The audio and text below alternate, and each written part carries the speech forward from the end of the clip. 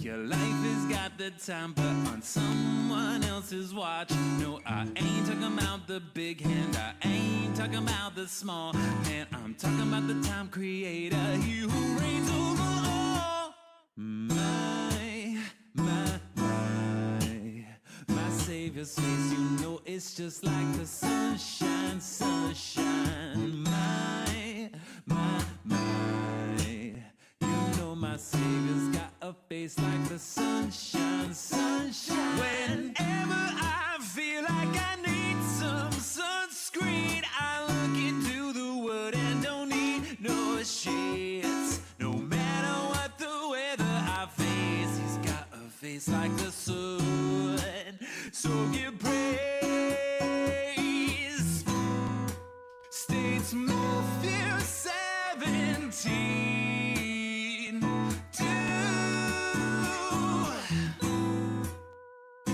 And he was transfigured before them,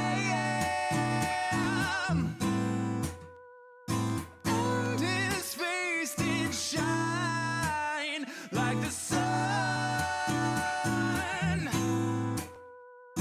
and his garments became white as light.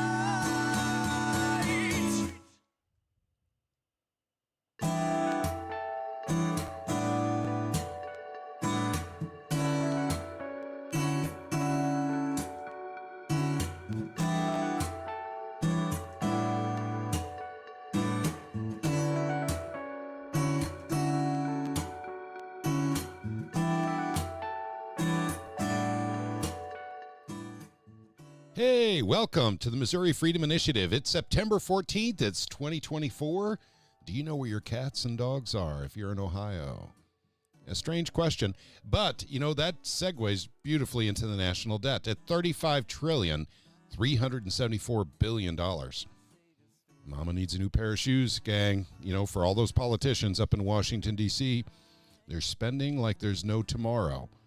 But perhaps that's because they know something we don't. With us tonight, by the way, that's the national debt for this date, September 14th, 2024, $35,374 billion. Guys, we're just rocking it up over here. Okay. And let me bring up Gilded. And we also have Sam with us. Okay, here we go. We've got the gang with us. Tonight we have Sean, I'm going to start with Liberty Revolutionary, Caleb, also known as Caleb, who graces the halls of Jefferson City with our group from time to time for what we call Knock and Shock. We've got Tom Martz, and Tom Martz actually runs the Lock and Smith Foundation. Now, if you have never gone to one of his constitutional classes, you are missing out. I actually went to one of his classes about a month ago. And then we also have Shane with us from Wisconsin, who follows our work in great detail and is kind of curious about what we're doing in Missouri and how we're doing it. And so Shane is joining us tonight. He's a very, very, in fact, he's a relative of ours. So let's just do that. So, but thank you all for joining us. And of course, we have Sam on the phone as well. And tonight I thought we'd talk just a little bit about several of the things that's going on. Now, Amendment 3, I didn't have time to do any research, gang. So some of you on the live streams out there may be able to help us out here with what's going on, you know, essentially with Amendment 3 and what it all entails. I know some of it, but I'm being challenged on Twitter. And when I did, I said, no problem. Let me go get the document from the SOS website. And boom, it was gone. And so I haven't checked to see if it's... Okay, good deal. I think someone actually told me in one of our Signal groups that they put it back up a day later. I'm not sure why it was taken down, but it was gone. And people in several of the Signal chats were looking for it and making phone calls to the SOS office to find out what happened. And thank you very much for the 45 by 70 and the 155 millimeter. Thank you very much. I forgot to say that, you know, if to let us know. 70. 45-70. Yeah, that's a 4570. So that's actually it's 45 caliber projectile with 70 grains of black powder behind it. Very much so, and very, very nice. And we have a 30-06. Gosh darn it, it really isn't a podcast unless we have a 30-06 coming up at us. I suppose it's a very common round for hunting here, and I don't know. Did I mention? Have you guys checked to see if your cats and dogs are okay out there? I'm not going to joke about that too much because that's a problem in Ohio. Even though there are many people saying that is not a problem in Ohio, we do have videos. Even though there's of people video everywhere. Yeah, videos are everywhere showing council, them. It's and sad. people with testimony that have put themselves all over TikTok and every other social media website where there's a short video format that you can put a facing video in. Yeah. Stating it's happening. Yeah. So, yeah. And so, we bring these, these people in. I don't know if we can actually call the Haitians illegal aliens because I think they were given documentation by the federal government when they brought them in C-130s and brought them to, military installations. And they stayed there for a time before they started dispersing them around the country. We know that there's some. Oh, they're just human trafficked migrants at this point. There we go. So the Democrats are mad at me when I talk about illegal aliens and just talking about, I call myself a Christian, shame on me. But I don't know any those Democrats that actually are Christian that are pointing fingers at me anyway. But I don't know. I just, bringing people into this country the way we're doing it right now is very disturbing. And I don't, and it's, I'm not going to talk about Trump. I'm not going to talk about, what's the name of the other gal running? And I knew her name earlier today. It's like Ronald or something. The gal that's running against Trump. So whatever her name is. It's best to not even mention that name. There we go. So I got some backstories I got to tell you on that one that I do not talk about to many people, but you can find interesting. Kamala Harris. That's her name. Yeah. Yep. There we go. So I don't care about that. I'm not going to talk about that. But the way that, the Biden administration has brought illegals into our country is, actually, honest to God, it's nothing less than traitorous at this point. Especially with there's an awful lot of military that has gone into our country as well from the Middle East, from China, and from South America. So, they come here for a better life. And the thing is actually, honest to God, I don't think they're going to get it.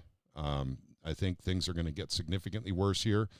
We talk about the national debt all the time. But, I forgot. The government's giving them like $5,000 a month. Is that right? For these illegals when they come here? It's something like that. Something like that, yeah. When you include rent, food stamps, medical, education, and then just money. I think someone on Twitter was saying it was between $5,000 and $6,000 a month on average per person they bring into the United States. Yeah, and then of course you have the veterans and everybody else. Oh no, we're not going to take care of them. Oh yeah, I know, no, right? I know. No. Who wants to take care of veterans? No, you're just not Christian enough. That's your problem, Liberty. Well, that's what I'm getting on Twitter all day long. So, I'm sure. Not that I really want to talk about. Twitter is a dumpster fire. We say this all the time, but it's our dumpster fire. It's our dumpster fire, and it's a truthful dumpster fire. Whenever there's a lot of truth right. there. Yep. So Voodoo Queen says she's lost 2 the same way in the 70s with Vietnamese. Gotcha. So, and Dan is reporting a 308. So thank you, Dan. Appreciate that. Is there a restaurant nearby? Yep. And by the way, I want to say that was Slave to Servant, and the name of the song was Face Like the Sun. That's the song I was playing. So Slave to Servant's a Christian rock band. So just to give them their kudos and everything. But guys, I want to talk about something kind of interesting right now, and it wasn't something that was planned, but it's something I know a little bit about, and that's gold and silver. And gold and silver have gone up in value quite a bit closing on Friday. In fact, we hit record brand new highs in gold on Friday. and we're holding them.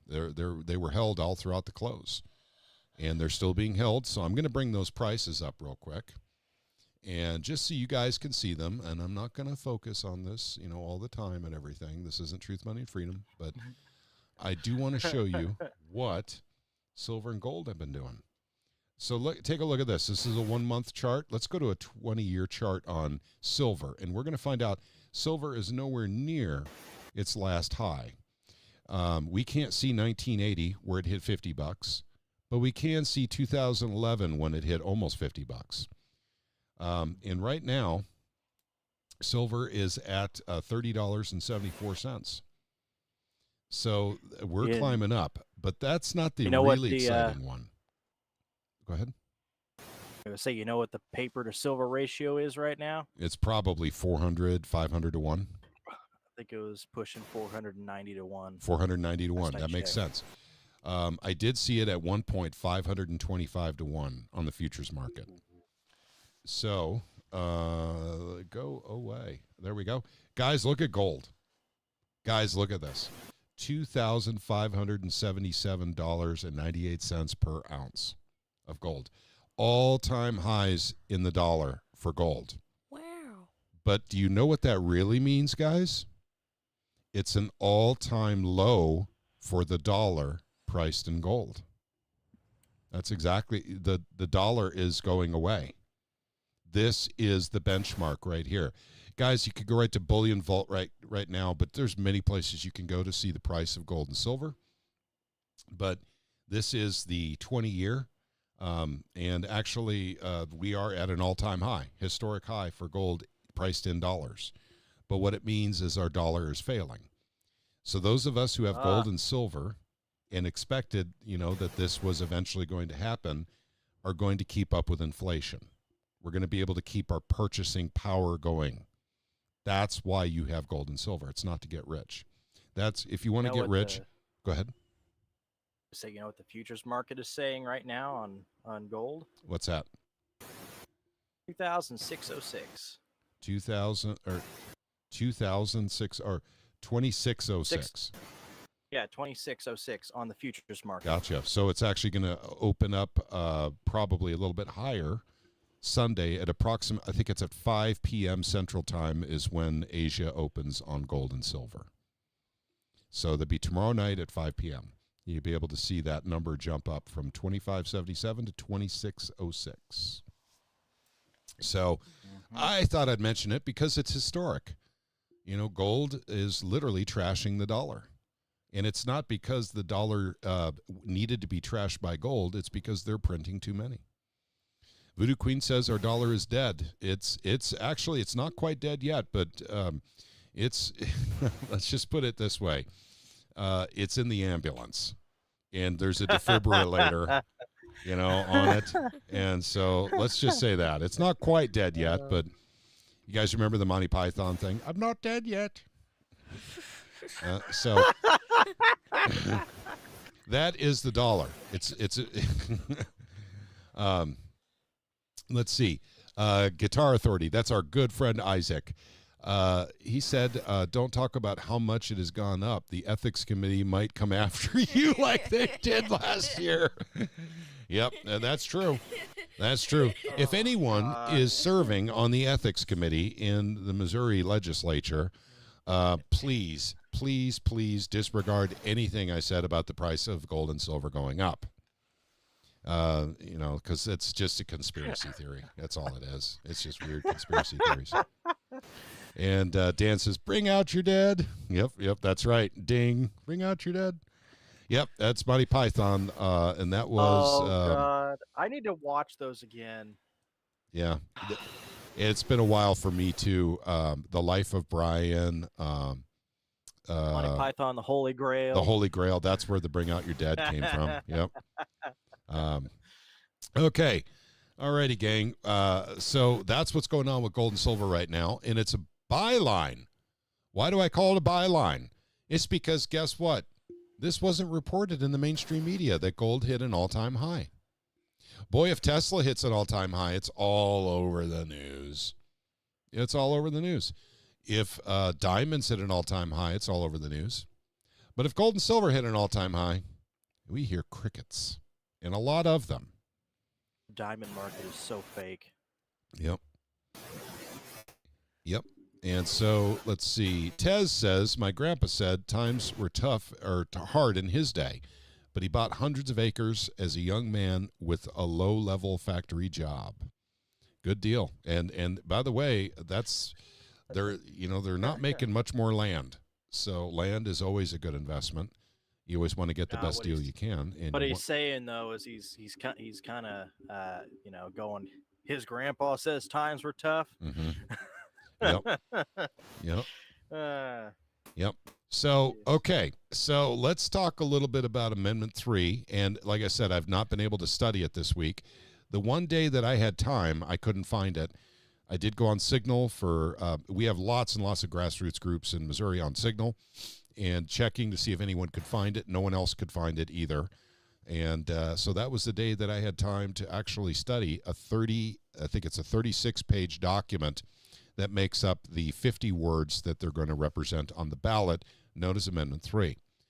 Now, Amendment 3 is about abortion, pure and simple. They're going to use terms like healthcare, women's healthcare, but what it is it's exactly the way it was in California. Let me explain this to you real quick, and I can't prove it to you right now because even if I had the document, I would have to read through it first to find it for you.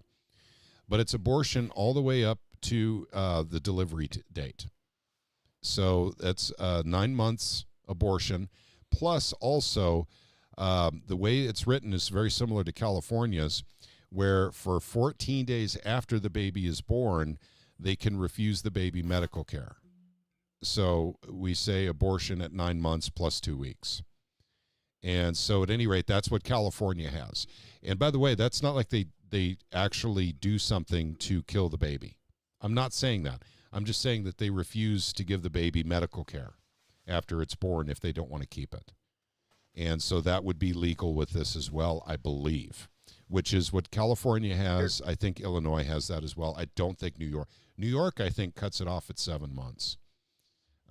So they're not quite. Don't have that. Sorry, go ahead. Look at the chat on the side here. I actually stuck it in here. Okay, gotcha. And that's even Doesn't Minnesota have that also? Minnesota, I don't know. I think their abortion up to 7 months. No. I think their abortion all the way through, late partial birth abortion as well. So, but I don't think they go beyond, basically the partial birth abortion. I don't think they do that extra 14 days like California does. But that's the kind of stuff that's happening here, gang, because this is how the pendulum swings. When the pro-lifers get a big win, the pendulum swings back really hard, and that's basically what this ballot initiative is. The ballot initiative is mostly out-of-state money, not all, but mostly out-of-state money. There was a lot of money that went into it, and that was to get people to get signatures. And it was very, very, very well conducted, actually, for getting signatures. The cohesiveness and the organization and the websites and all the places they had to go to basically find out when someone who was taking signatures for Amendment 3 were in the area. So this is how well organized they were, and they were extremely well funded too. I have heard that this ballot initiative that we're looking at, about $7 million was spent on it. And I don't know if that's an exactly correct number, but I think it's probably pretty accurate. It's in that ballpark. So we have to deal with this now. Now, what happened this past week was the courts were going to determine, because there were some technical issues with Amendment 3. And the court was, and part of it is the language that they're going to put on the ballot, whether or not it actually reflects it. And of course it won't, because how do you sum up a 36-page document with 50 words? You just don't. Especially if you're putting it on a ballot, if you want it to pass, you're going to make it sound like the best thing ever, right? And that's what I think they're going to do. So Maria says, refuse the baby medical care after birth. Insanity. Maria, I kid you not, they've got that in California already. And I wish I could say I was joking about that or I'm exaggerating somehow, but that's simply not the case. This is real, unfortunately. And there's something else here too, and that's to say that like people will make the argument of, oh, what is it? What's the reference? Thalidomide baby, things like that. Well, if that happens, then blah. Reality check here. If there is something that a child it doesn't matter the age of a child particularly. It's the fact that if there's something that is otherwise terminal, Mm-hmm. it's no different than deciding for hospice. If there's something that's that bad, then it's like deciding for hospice. Yep. That already exists. So the argument of that doesn't make sense to add. All they're doing is giving an excuse for someone who just doesn't want it. Yep. Yep. And so at any rate, I know some people are talking in the chat about Gary Ride and everything. I would just ask that everyone include Gary and his family in their prayers. So at any rate, yeah, there was a death in the family. And so at any rate, that's what's going on with Gary. And I feel real bad. I meant to call him here in the last 3 weeks. And I never did do it just because of my crazy schedule. Those of you who like to talk to me on a regular basis have noticed that it's been really tough for me to do so recently. But at any rate, yeah, so please remember Gary Ride in your prayers. He is a big, important part of this initiative. And he's always been there for all of us. And so our hearts and our minds and our prayers go out to you, Gary, and to Rebecca as well, his wonderful wife, Rebecca. And so let's see. Guitar Authority says, how hard would it be for a group of pro-life people to get another amendment to protect life? Actually, it wouldn't be difficult, but we'd have to wait 2 years. So that's literally on November ballots is when we get ballot initiatives done. If we did that, though, we get IP reform through to stop them from being protected. Well, unfortunately, that's what we'll have to try to do during the legislative year again, is actually try and get, the unfortunate thing is, guys, everyone saw what happened in 2024, and it's not like I'm looking for reasons to knock on Mary Elizabeth Coleman. But she single-handedly, two times actually, kind of stopped that from going through. And I know if I talked to her personally, she would see it a different way. She would explain why she did what she did. But unfortunately, it did kill the bill. Whether that was her intention or not, that was, in fact, the first time around, I thought she was trying to kill it. The second time around, I knew she was trying to kill it. So, and now she's running around trying to convince everyone that she is very, very pro-life. That was the reason we needed it done this year. So she's got a lot of damage control to do. And I'm speaking very frankly and very openly about this, knowing that Mary Elizabeth may eventually watch this video. And we're just like anyone else. We understand that people have reasons for some of the things they do, but some of the things they do cannot be easily explained away. And does that mean Mary Elizabeth is someone that we can't talk to anymore? No, but it means we'll be very cautious around Mary Elizabeth, because we have seen her change her own bills, 20 minutes before a hearing. And she has done that before to us, and that was in 2022, I believe, or 2023. I can't remember which year. But that was actually when we were trying to get rid of sales tax on food in the state of Missouri. And by the way, gang, I do think that we probably should be working towards that in 2025. With Plocker gone, Plocker's the one who wouldn't let it on the floor, right? So that's something else we can look at. And Grant says she stopped IP reform and hilariously was leading the charge for getting rid of Amendment 3. She could have ended Amendment 3 if she didn't stop IP reform. That's correct, Grant. And Grant, I think the reason that she's running around trying to get rid of Amendment 3 is the damage control she has to do is so serious now at this point. She has got to be pro-life 24/7 now. If she intends to go beyond, not beyond. She's only been in the Senate for 2 years. if she wants to get elected anywhere again as a conservative, she's got to prove to everyone that she is actually indeed pro-life. And she's done a really good job of making people very confused about where she stands on this. So, and this is a legislative point of view, a legislative perspective.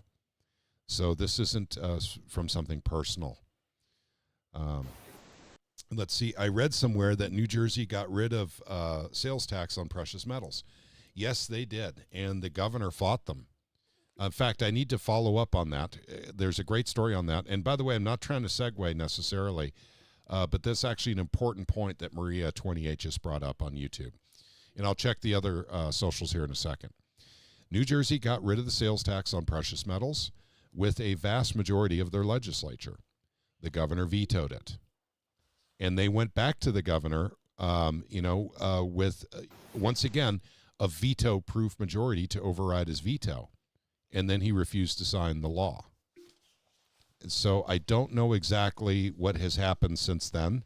I don't know if it automatically becomes law, like it would in Missouri. If the governor refuses to sign a bill, it becomes law not immediately, but within by August 28th, I think is what the date is here in Missouri. So at any rate, so New Jersey did get some work done, but I'm not sure if the governor stymied it to the point where they didn't actually get it officially signed into law.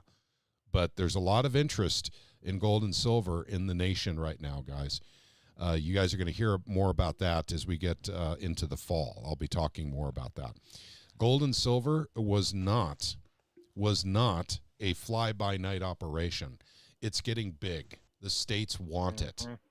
And they know, because there's really no other options constitutionally to save people from inflation and also from the CDBC that they eventually want to roll out. I mean, there's another constitutional option, but the federal government doesn't recognize it. So yeah, I understand that. So, and we'll leave that one right there for now. So that's the kind of talk that happens before and after the live streams. We're on YouTube, so we have to be careful about some of the things we say. But if we were just strictly on Twitter or Rumble, we could have that conversation, because Thomas Jefferson wrote letters about this. This isn't something that we've cooked up. Go ahead. I would say with Jefferson and yeah. And I'm going to say hey to Brenda, who is listening in on Rumble. And so once again, guys, I'm truly sorry I'm not as studied as I would normally be before a broadcast, because I literally just didn't have the time. But Amendment 3 is something that there's going to be a lot of talk about in the national media, I believe. Now, I don't watch television, so you guys will have to tell me if it makes it to the national media. But it is my opinion it will. Why is that? Well, because it did, basically when Ohio was facing the same thing. It happened. So, but at any rate, and my grandson's here with us. This is Levi, by the way. I know I didn't properly introduce him and everything, but I'm curious. Let's get a perspective from a Gen Zer. Okay, and so now you go to school and you interact with other kids. I'm going to ask you a question. Do other kids talk about abortion ever? You ever hear them talk about it? Okay, no. Not that much. Okay, gotcha. Do they talk about, I imagine they don't talk about Missouri politics at all, but do they talk about the president or who's running for president? Well, the school doesn't even let us talk about politics. Okay. It's like a rule. for some Wow. reason. Freedom of speech in the public schools looks like it's not really there, huh? Yep. Okay. What do you think of school? It's a school. It's a school? Okay, gotcha. Okay. Let's see. What is it kids your age really talk about most of the time? To be honest, I don't even know what they talk about. You don't know? Okay. They talk about computer games or what was on TV or, hey, did you see this on Netflix? Or Computer games and stuff. Mhm. That's really it. Okay, gotcha. So not a whole lot of politics going on in the 4th and 5th grade there then, huh? Okay, gotcha. All right, well, so that's pretty much, I guess, what we can expect, for most schools in Missouri, I'm guessing right now. The last thing that I suppose... I'm not going to say most. Well... You go to anywhere in Lee Summit, Kansas City, Dalton, anywhere around the major cities, and you run into a whole lot of other problems. I see. Okay. Well, and that's not good. But at the same time, you know what? It's probably a good thing kids aren't talking about politics anyway. They got enough crap to deal with, basically in this day and age. So. It's true. Yep. So, yeah, life is more complicated now than it was when I was your age. Life was a lot simpler. So we didn't have computers. We had Etch-a-Sketches. So have you ever seen an Etch-a-Sketch before? No? Okay, gotcha. It probably doesn't exist. Go ahead. You need to show them a cassette tape. Yeah, cassette tape, record, an 8-track. Yep. Those, big circle things that, can go? Those big circle things. Yep, they're called records. And records. Yeah, you could play music on them, I've used one before. Okay, gotcha. So he's no stranger to the 45 and 33 RPM speed records. But 8-track, I guarantee you, he's not seen one. 72 RPM were nice as well. 72, wasn't that like a British standard or something? No, I have a record player here that has 72. It's an older standard. It was used on the old Edison, like the thicker Edison records. Do you need a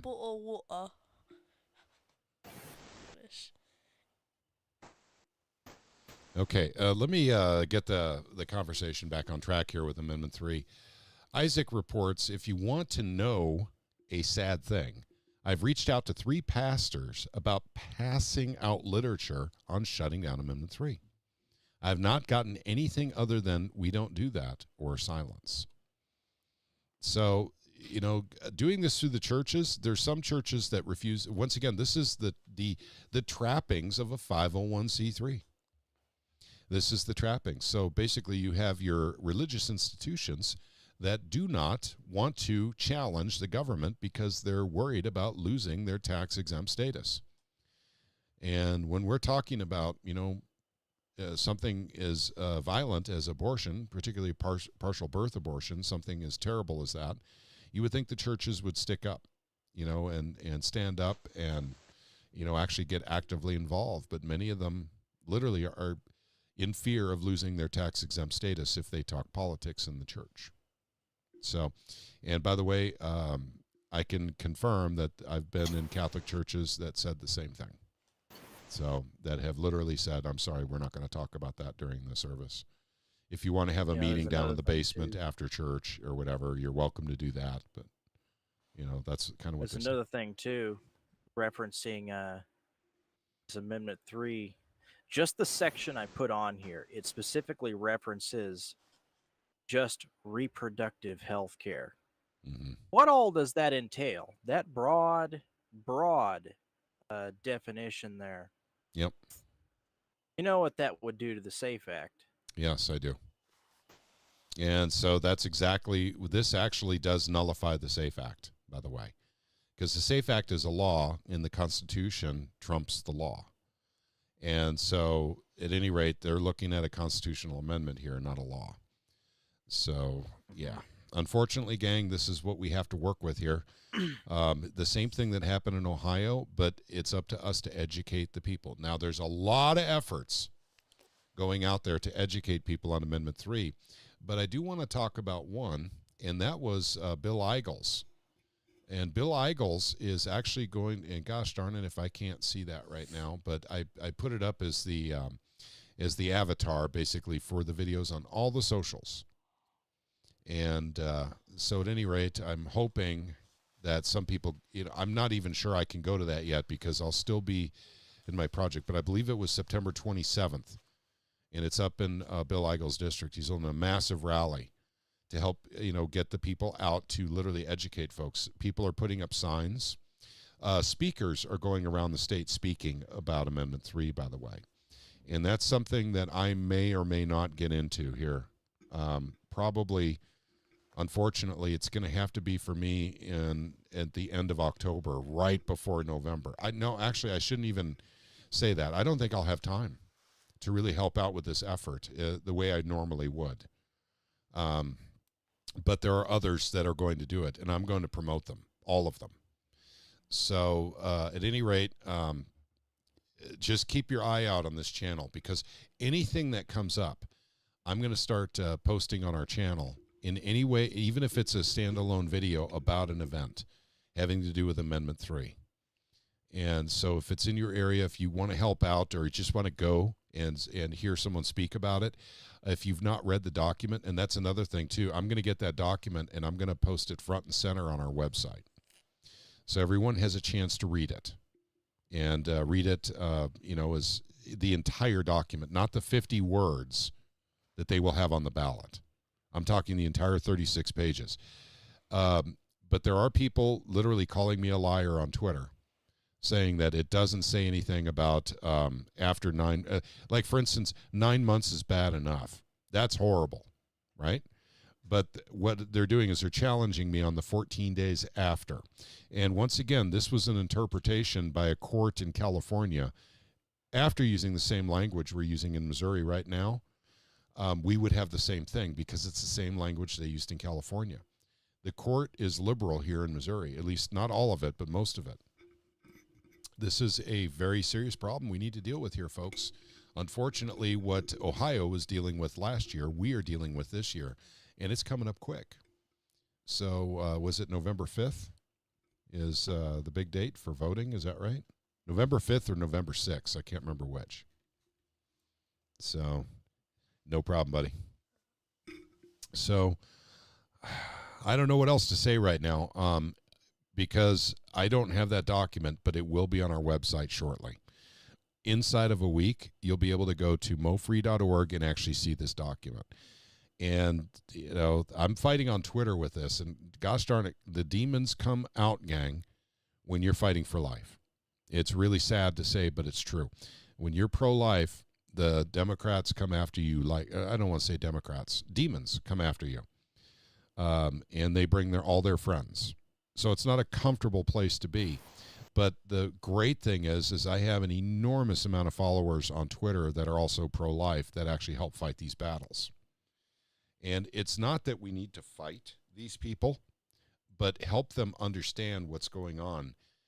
Help them know, basically what is the entire 36-page document saying about what we're going to enshrine in the Missouri Constitution with killing babies.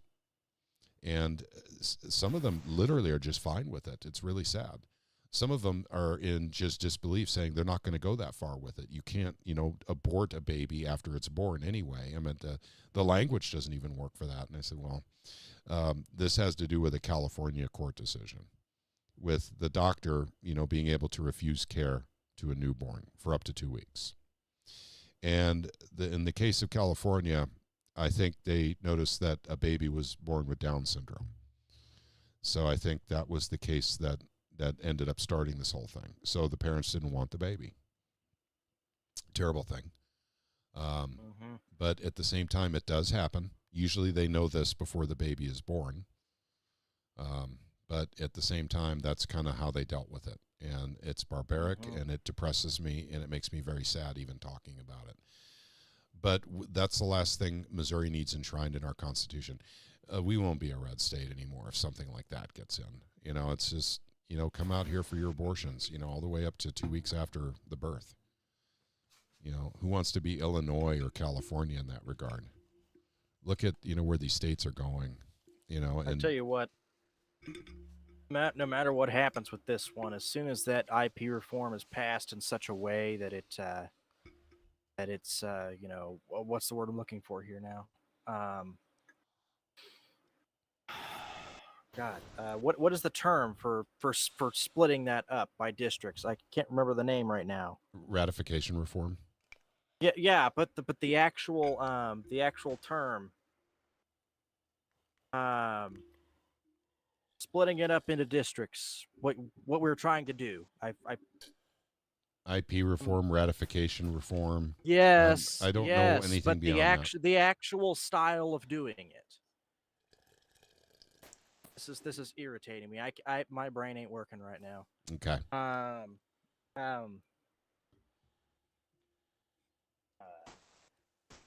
That's okay. Yeah. Anyway, but just the way that we were looking at doing it, splitting it up by Missouri House districts. Yeah. That 50% in at least half of those House districts. Yep. The way that would balance it out, and at that point, then you could start fixing things. Yep. You sure can. And I mean, I don't know the other. I refer to that as ratification reform as opposed to IP reform. There was another term you added in there too that we've been adding in there, and for the life of me, I cannot remember that term. Okay.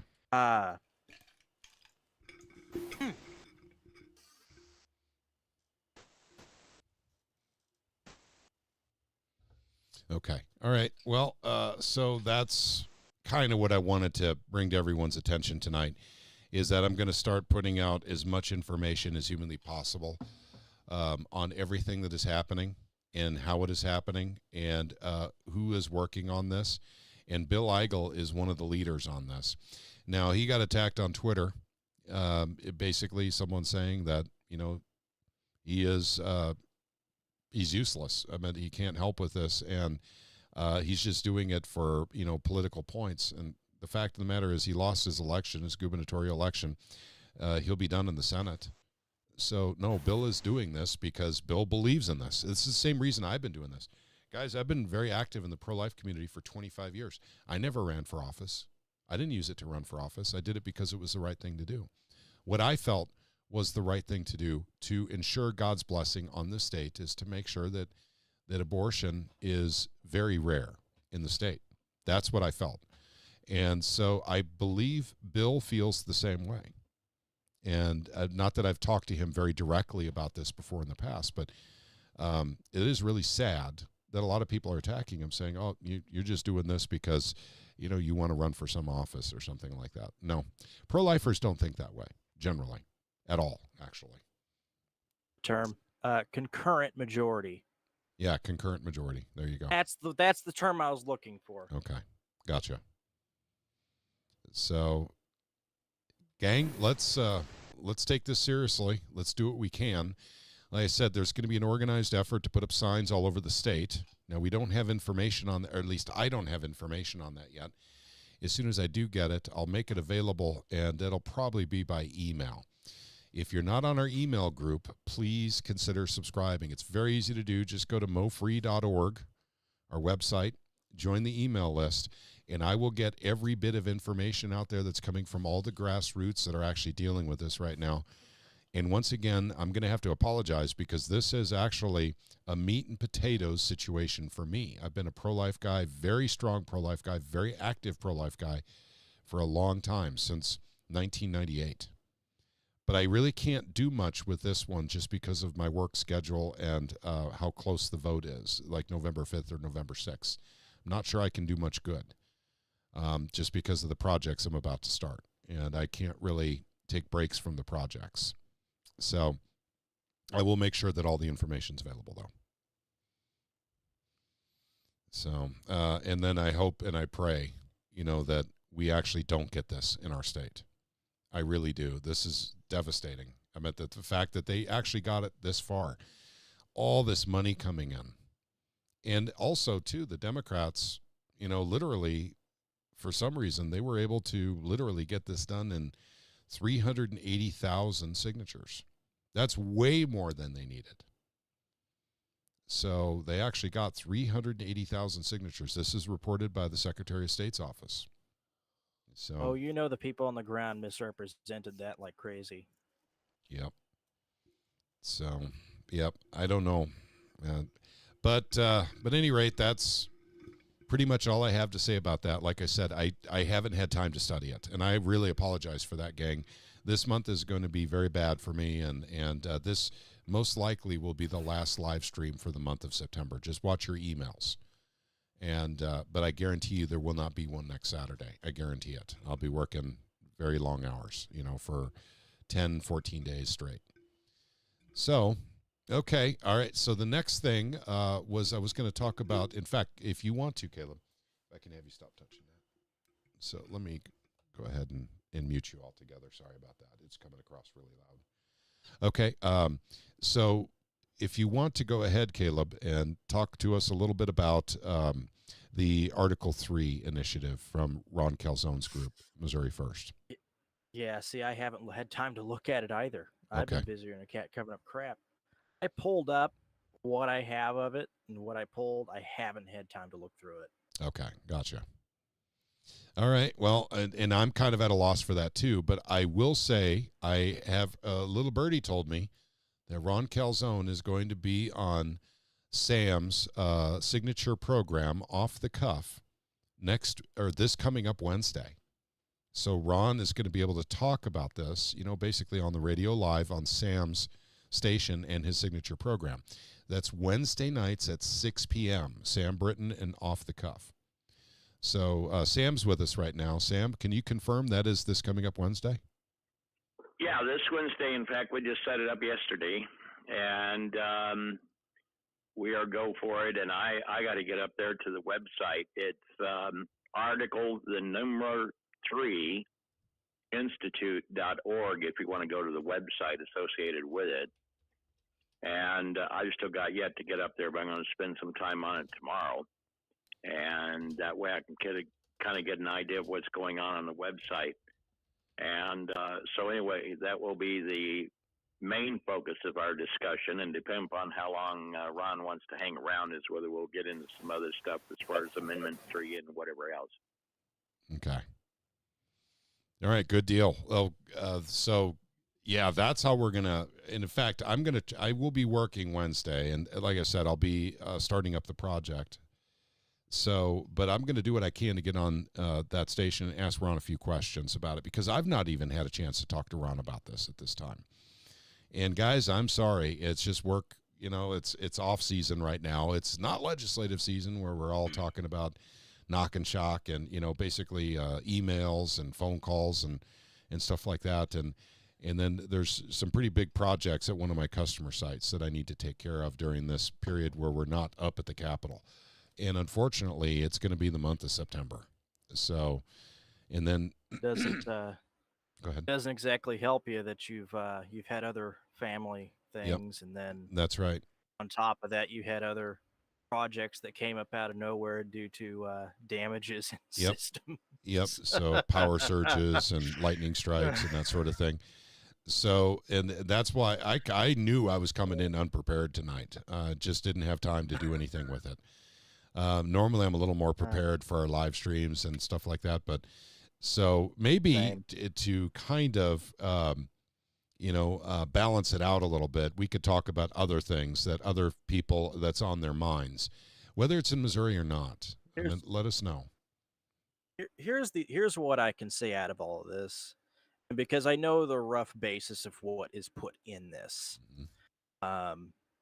It's the fact that, I'm sure there's a lot of people on the ground that are like, okay, well, we're okay with up to heartbeat or something Mm-hmm. like that. And they were lied to about that. And they probably ended up putting a signature on it based on a lie. Mm-hmm. Probably happened quite a bit. Throw in there too, there's a lot of people that are, they won't even read the ballot language. They'll just have their mind made up beforehand without even looking at it. Mm-hmm. Reality check is that this entire thing is the most it crosses into the point of genocide, Mm-hmm. if you really want to get to it, because you're at that point, you're not just dealing with up to heartbeat or up to 1 week or something. No, you're dealing with that baby's coming out. And yeah, and then on top of that, the way they word it in such a way, and the fact that it is forcing government, effectively the Mo Health Net, to pay for it. Yep.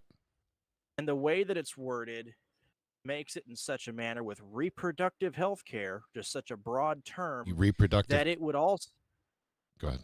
Yeah, they call it reproductive health care, whatever they want to use in there. Reproductive.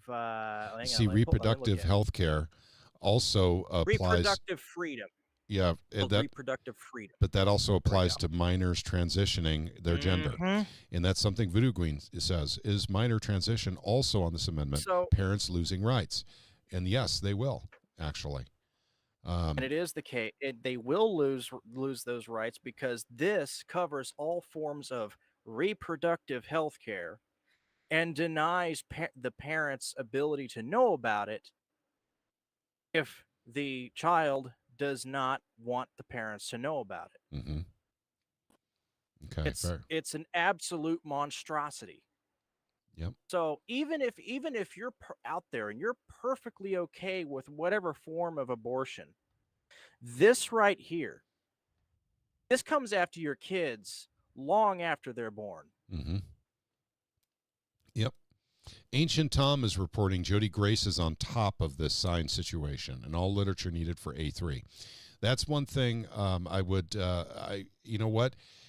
I didn't even know that. That's how out of it I am out right now, you know, because like I said, my work schedule is just heavy. And guys, you know you can count on me during the legislative session, but right now I'm up to my eyeballs in work right now. So thank you for saying that, Ancient Tom.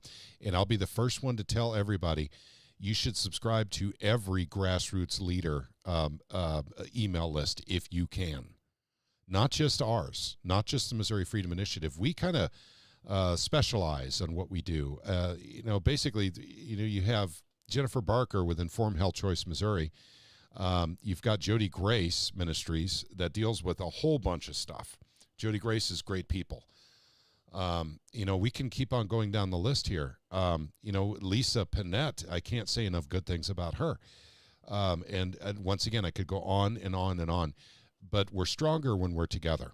And we did have a lot of that collective goodness going on in 2024 when we were literally supporting the Freedom Caucus to try and get IP reform done. If you guys remember the rallies that we had, and it didn't get done. It's highly unfortunate, but at the same time, we're stronger when we're together. No ands, ifs, or buts about it. So, yes, I will get out all information I can. And I'm also on Jody's email list. And unfortunately, I've been busy enough that I've not even been reading emails from the grassroots leaders. And Bev Aline is another one of them that we need to pay attention to. I'll bet you she's on top of this too, as well as Jody Grace. So, guys, there are people that I can definitely connect you with. And what I'll do is I'll send out another email later on this week. And for everyone who is dealing with A3, I will put their websites in that email so you can go and sign up on their email lists. So you can actually get information because, like I said, unfortunately, just because of my schedule, I can't really do anything with this right now. And I feel awful about it. In fact, even coming on and doing a live stream without researching, that is normally not what I do. I usually have a pretty good foundation of what we're gonna talk about and what the language is of what we're going to talk about. I haven't even gotten back to gold and silver because of my work schedule. And that's going to have to take a top priority here very, very soon because other states are wanting to see that language, you know. But at any rate, thank you very much, Ancient Tom. Ancient Tom, by the way, is our wonderful webmaster for the Missouri Freedom Initiative, and he is owed a phone call. And so we'll try and make that work sometime in the near future, Tom. Okay, well, I'll tell you what, other than talking a little bit about what Ron is doing without getting into great detail, because actually it's pretty much on his website. But basically the Article 3 Institute is going to be an actual grassroots effort that actually holds politicians accountable for when they stray from their constitutional oaths with what legislation they file and how they vote. And this kind of goes more into what Tom does. And I'm not Ancient Tom. I'm talking about Tom Martz with the Lock and Smith Foundation. So we all do similar things, but we're not exactly the same. There's different takes and different perspectives and different approaches to a lot of different stuff that is done in the state of Missouri. That's why I'm so grateful for so many grassroots organizations. And I'll be the first one to say that we're not the end-all be-all in the Missouri Freedom Initiative. I think we do some great stuff. Our knock and shocks are legendary in the Capitol, guys, I don't know if you know this, the politicians talk about us well after we're gone. And they talk about us on a regular basis. I mean, we leave an impression. When we get a lot of people coming up there and we start supporting bills or trying to kill bills, we get attention. You know, Jody Grace doesn't work that way. She works a very different way with how her organization works. Same thing with Ron Calzone. Same thing with, you know, we can go down the list. So ours is just kind of a physical presence. Can you hear me now? Hey, there we go. Hey, it's Pope Pius. Hey. How's it going? Hey, I thought you weren't having one of these this today and next weekend. Nope. This is the last one guaranteed for this month. So the 21st Gotcha. and 21st definitely won't happen. 28th, there's about a 25% chance we'll have one on the 28th. Okay. So, hey, that's Daniel Diaz, by the way. That's Pope Yeah, Pius. I thought I recognized Yep. that voice. Yep. How's it going, man? What's up? I saw you guys on Twitter, and I'm like, let me jump on to Gilded. Hey, and there we go. Gilded. Yeah, might as well. Yep. I appreciate you coming in, man. Like I said, I'm just being straight up honest. I didn't really prep because I didn't have a chance to look at Amendment 3. We did talk a little bit about gold and silver. And, of course, the record high that we're enjoying now in gold. In other words, the record 25 low of the dollar. Yes, 25.78 an ounce, I think, something Yep. like that. Yep, that's right. And futures at 26.06. Yep. Oh, it's beautiful. It's a Yep. beautiful thing. So if you guys are curious, and Daniel, I gave a time frame, and I think it's 5 p.m. Central Time on Sunday nights is when Asia Open happens. Can you correct me on that? Is that 5 or 6 or 7 or? I think it's 6. Every day they close from 5 to 6, and I think it actually opens 6 Eastern. Okay, 6 Eastern. Okay, gotcha. So that would be 5 p.m. Central. Oh yeah, So- 5 Central. There you go. So if you guys want to see gold, jump up, $30-$40 right when it opens, I mean, that's kind of fun to watch, so I encourage you to do so. And there's lots of places to do it. I was showing Bullion Vault earlier. Daniel, I don't know that he really even knew about Bullion Vault because he had like 10 places he was looking at gold and silver. There's tons of I places got to find money in Bullion Vault too. Okay, gotcha. So at any rate, I'm just letting folks know there's a lot of places you can go and look at the price of gold and silver, and we're talking spot, of course. So, but yeah, keep that in mind, gang. Here we've been, sounding the trumpet on gold since literally 2022, and so at any rate, legislatively that is, and in fact, It's not going to stop. Yeah, I think you're right. I think gold could hit $10,000 an ounce. I mean, completely plausible within the next 3 to 5 years, and I think silver could hit $300 to $500 an ounce in the next 3 to 5 years. I mean, it's when you look at all the financial data, economic data coming out, unemployment, the SOM report, just what happens when you correlate recessions with when the Federal Reserve cuts interest rates. I mean, we're in, and then the inverse relationship between the 10-year and the 3-year note, I think it is.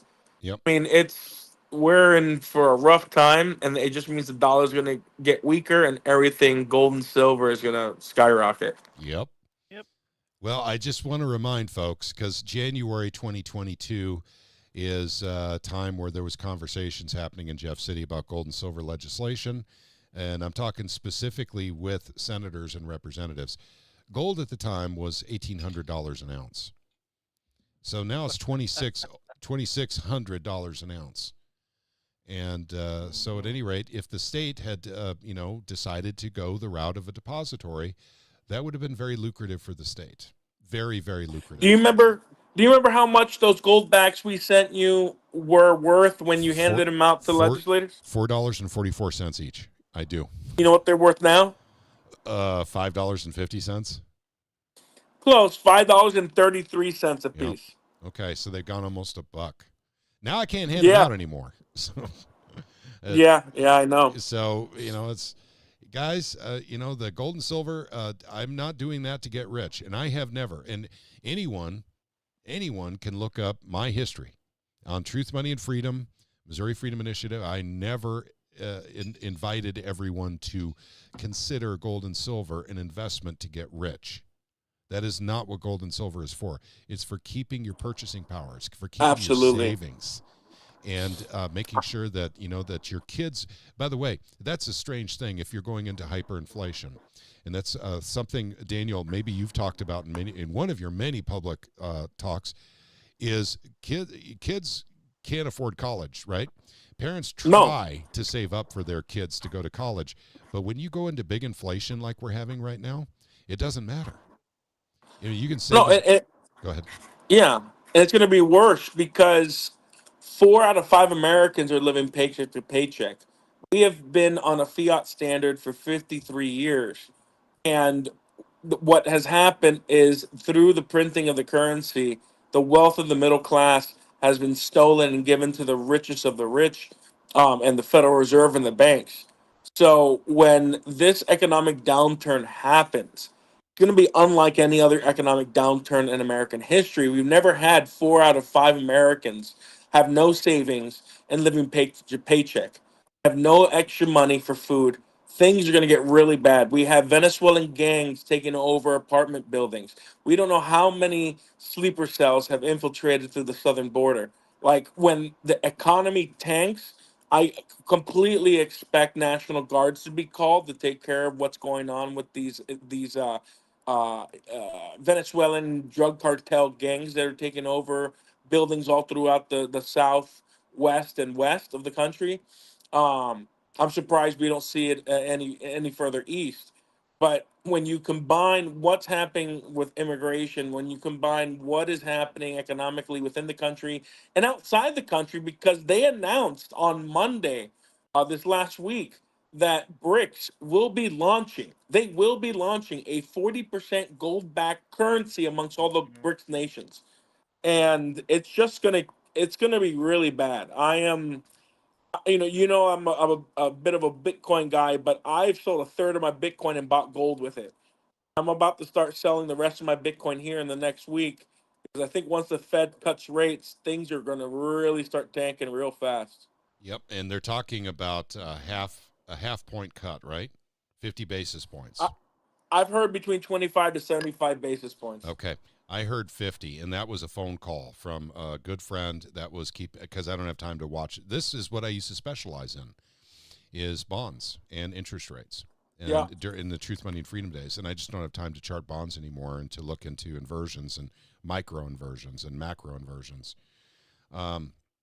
So, Daniel, would you say at this point in time right now that this isn't, basically a false start to gold and silver? You really think this is because we're lowering our interest rates? And by the way, that's one more thing I'd like to bring up, Daniel, and you probably knew this already. And that's the fact that right now, the interest on the debt in August went up 50% from the month before. The reason being is because they didn't lower interest rates before they had 2-year bonds actually need to be rolled over in the United States government. So we're paying well over $1 trillion of interest every year now on the national debt. We just hit that literally this year. And it's going to continue to escalate. They did not bring down interest rates as I had predicted before they rolled over those 2-year treasuries. Sounds to me like Yeah. I mean, I forgot what I was gonna say. Never mind. Go ahead, Daniel. Yeah, I think look. I don't know what they do behind the desk in the Fed, right? Yeah. But they were trusting the numbers that were being pumped out by the budget office and the labor office and so forth. So I don't know if they really think they're keeping inflation under control or what, and they delayed it. But look, out of every single time the Federal Reserve has lowered interest rates, when not factoring in the SOM report or the SOM theory, with unemployment increasing to 0.5% over a 12-year period, there's been 80% of the time there's been an economic collapse in the stock market and the economy itself. When whether or not we're in a recession, when the Federal Reserve cuts rates before we enter a recession, the stock market improves. That's that 20%.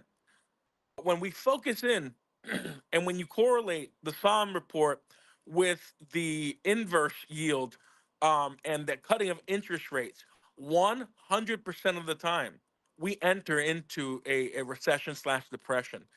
And the inverse yield curve for the 10-year note and the 3-year note, we are over 700 days into this inverse curve, and it just crossed the threshold. It just crossed the line 2 months ago, Okay. which means that we are currently in a recession, Yep, and they that's right. haven't cut rates. That's Which right. means if statistically we're 100% guaranteed to be entering a recession or a depression right now. Yep. And it is scary because the last time we were in a recession or in a reverse or an inverse yield curve between the 10 and the 3-year note was the Great Depression. That was only 500 and something days. Yep. At that point, the stock market crashed 80-90%. Mm-hmm. They're expecting the same number based on the fact that we've been in this inverse yield curve for so long, that we're looking at an 80 to 90% drop in the stock market and the bonds market and everything. And the real estate market, that too. I mean, nothing. I don't, in my opinion, just looking at the data, we've crossed the point of no return. Doesn't matter. The Fed can't control it. There is going to be a major recession. Yep. I think you're right on that. And once again, they waited too long. But the Fed is usually 6 months behind the data, almost always. And so at any rate, I believe you're right. I believe we're actually in a recession right now. And I think what's heating up over in Ukraine and Russia is literally a distraction. And, because we're getting very, very aggressive with that. And this is the one thing, and I'm going to, Gerald Celente, I don't know if you know who he is, Daniel, but he used to say for years and years and years, when the next big downturn happens, like, a Great Depression, he says, I can guarantee you they'll get us into a war a lot quicker than they did in 1941. And he says this time, they'll get you into a war even before they announce we're in a depression. And he's been saying that for like 10 years, Gerald Celente. So, at any rate, your thoughts on that? I'm sorry, I was researching something while you were talking. I was actually looking at some data. Can you repeat that? Oh, I was talking about how Gerald Celente with the Trends Journal. Have you heard of him? No. Okay. Big silver and gold guy, but he's a trends analyst, but he's also a big silver and gold guy.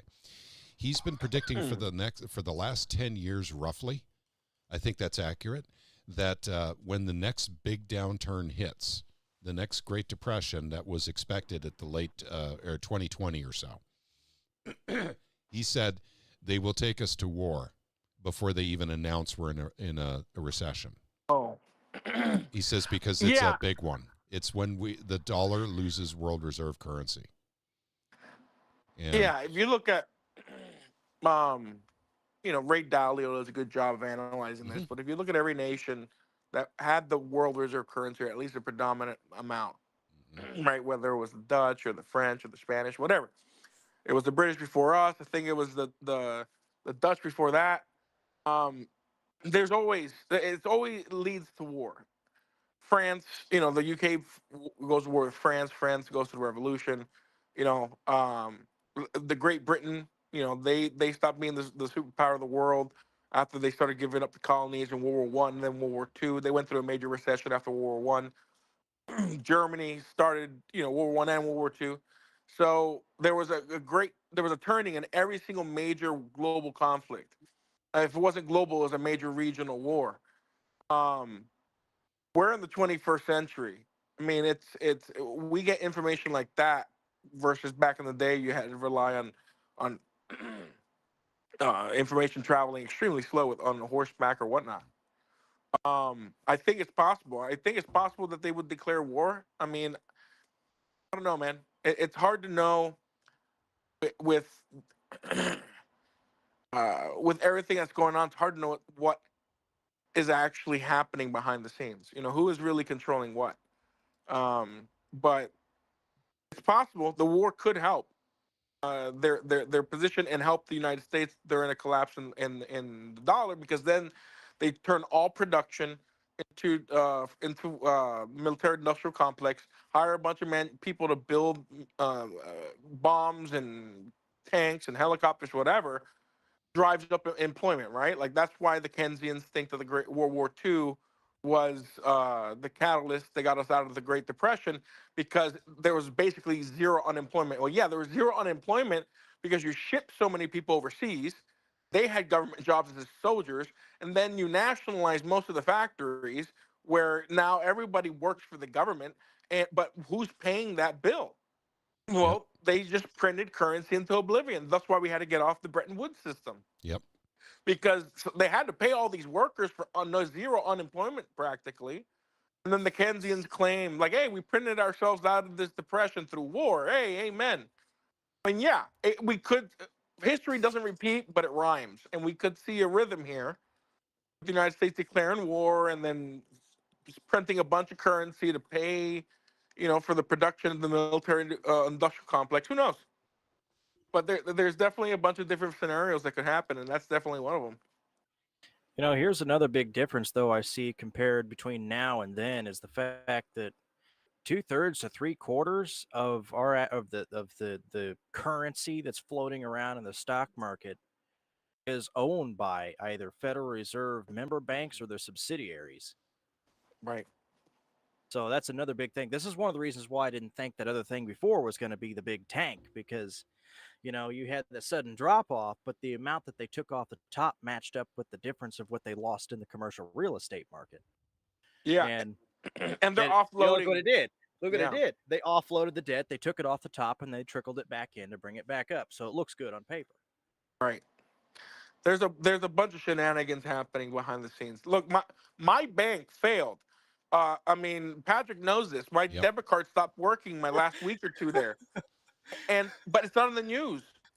My money is locked up in this bank. There's at least $300 billion amongst all the banks that were using Synapses brokerage firm to settle funds.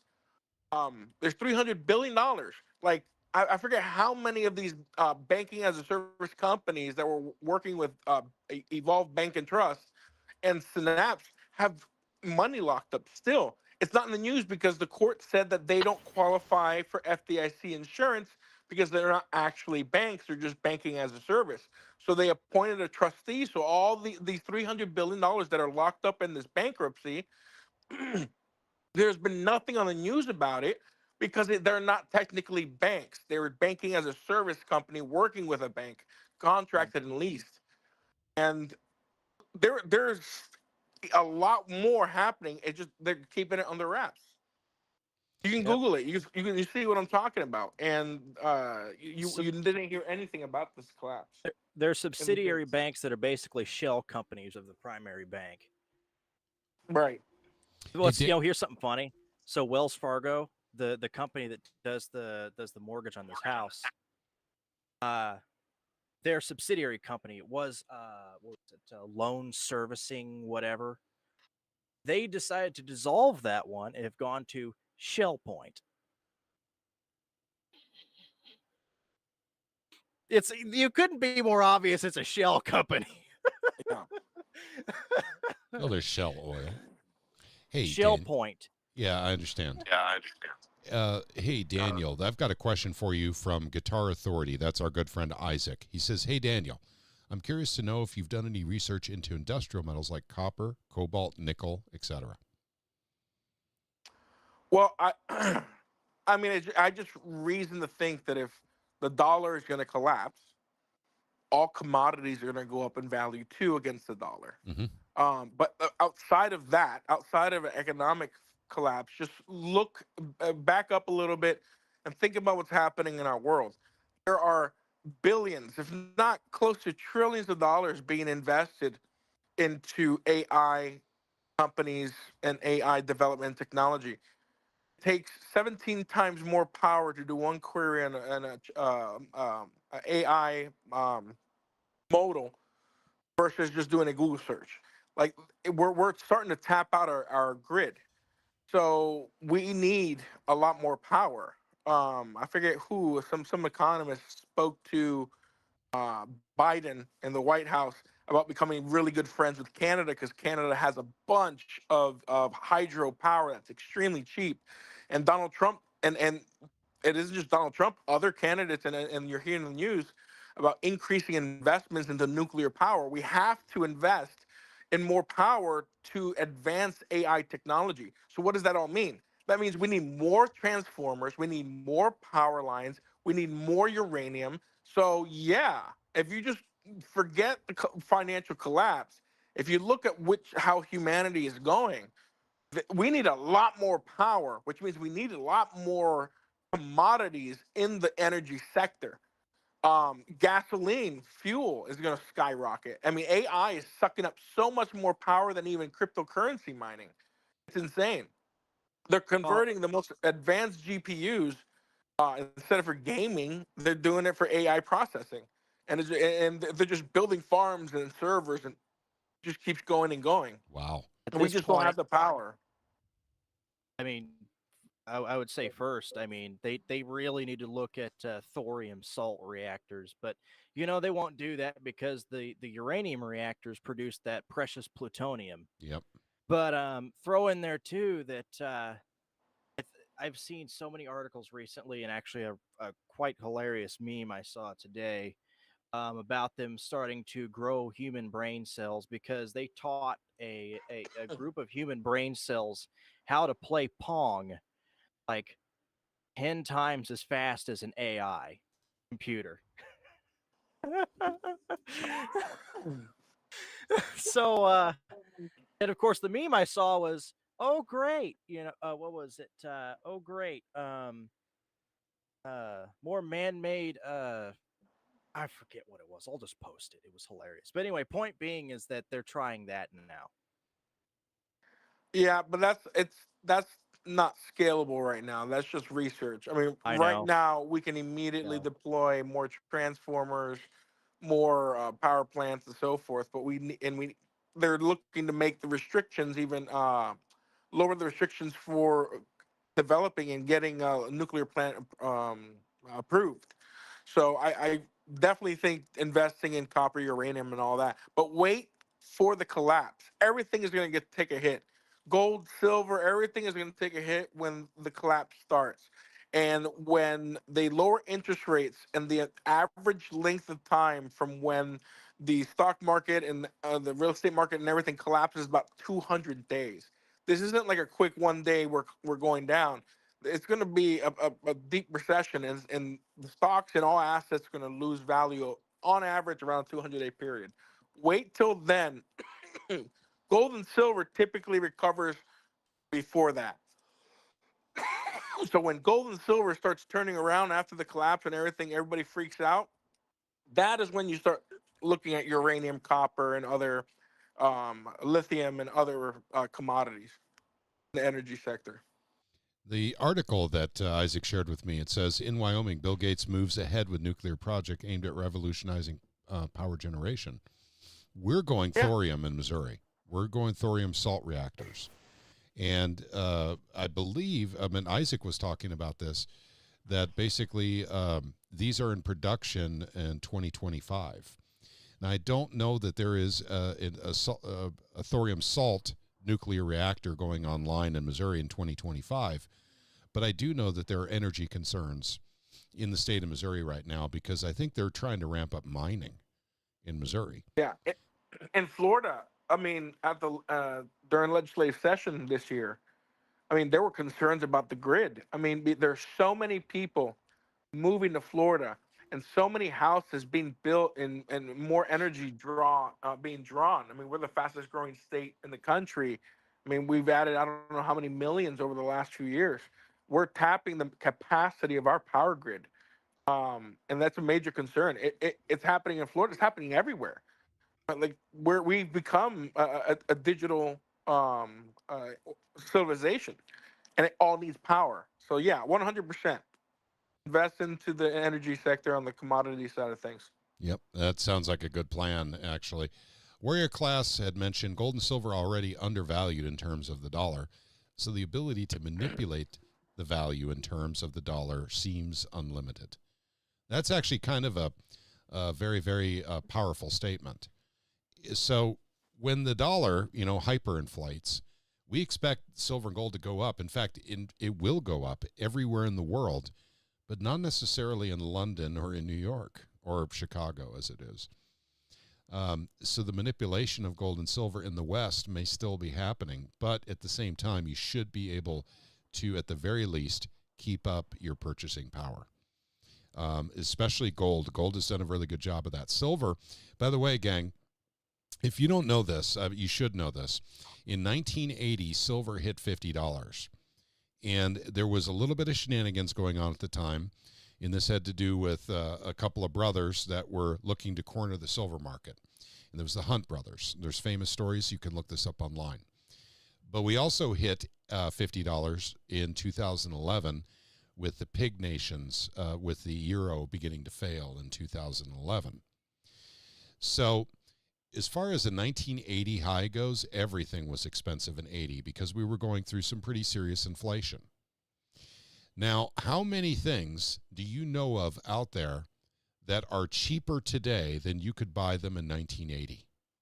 How many things out there? A car, a house, anything, a book, anything. I'm thinking. I'm It's trying to think of only a single silver. thing. It's only silver. That's it. That is the only thing that is cheaper today than it was in 1980. Huh. That's how hardcore silver is manipulated, originally by the LBMA, but LBMA gave that up because they got tired of all the crap they were getting from the banks and from the hedge funds, and now it's BlackRock is actually setting the price for gold and silver, and we're talking about spot prices, and this is in the futures market. So at any rate, I just thought people would be interested in knowing that the 1980 high for silver, literally for silver, I'm not even talking gold, was $50. And today it's languishing at 30. 1980 was a long time ago, my friends. Silver should have gone up quite a bit since then.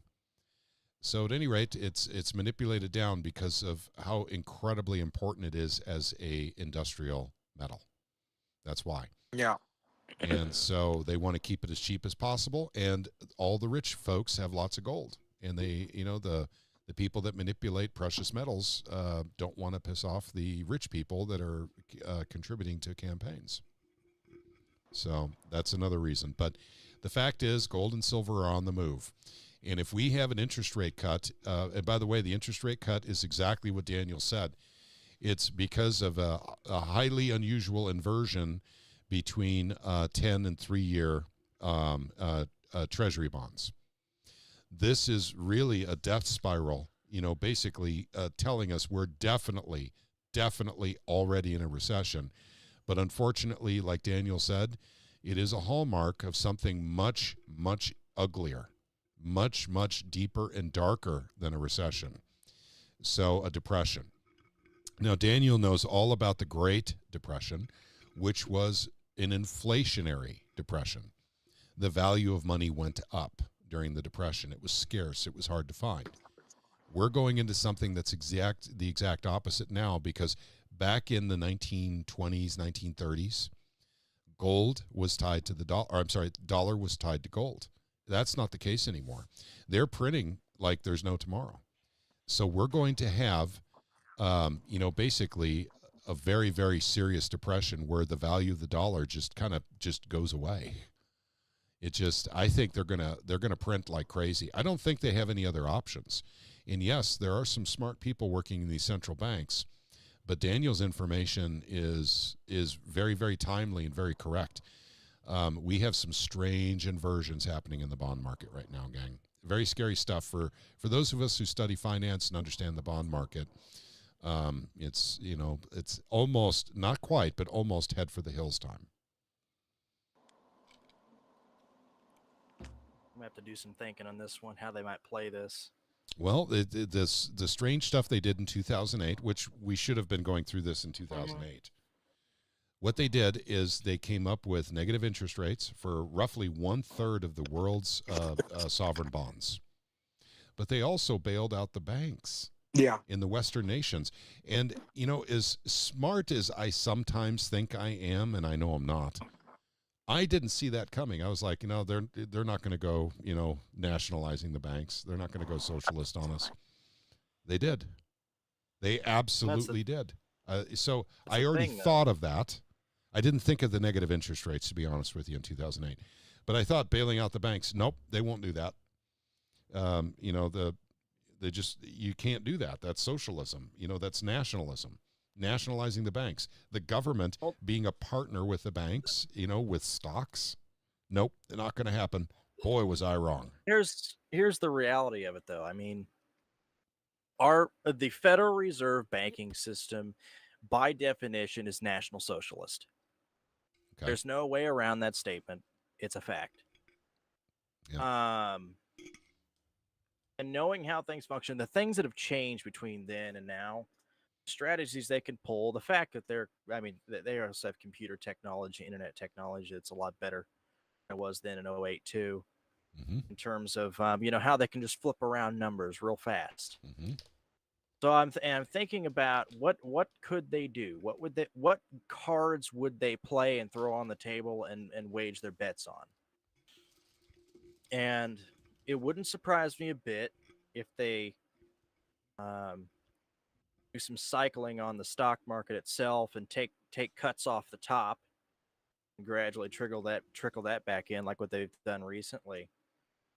But also, if they cut the interest rates, they may try to, you know, push some of that money, being that people are trying to buy houses. They may be betting on people going and trying to buy houses, you know, because people are all excited about waiting for those interest rates to come down before they buy a house. Well, there's where they can put the debt on the people and take that chunk and push it off on people. Well, I can't discount what you're saying, but there's an awful lot of cash sloshing around the system right now, and a lot of that COVID money was held back. And a lot of it's going in federal grants right now, basically for law enforcement and other places. So that money is about to enter the system. It's entering now. Finally. Go ahead. Keep in mind, too, on top of everything else, unlike 08, where we were kind of using our own supplies we already had on hand for war, now what we've done is effectively emptied out all of our old arsenal, dumped it in Ukraine, and dumped it in Israel. And they're currently ramping up production at places like Lake City and all these other arms manufacturing to replace what they've taken out. That takes a lot of money. Dump it in there. It may get another 6-8 months out of that prior to then, and then if they keep the interest rates down, then people will start buying in, you know, as that gradually trickles out through their incomes, start trickling into the housing market or trickling into the commercial real estate market. The inflation will happen.